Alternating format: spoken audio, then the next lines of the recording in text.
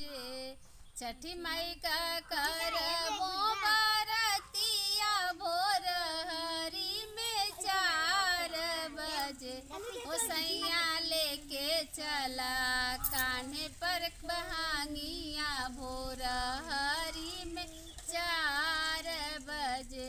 सैया लेके चलिए कान्हे पर बहांगिया भोर हरी में 4 बजे।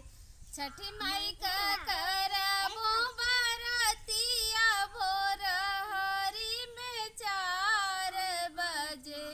छठी माई का करबो बरतिया भोर हरी में 4 बजे। देवरू लेके चलिए कान्हे पे दौरिया भोर हरी में 4 बजे। देवरू लेके चलिए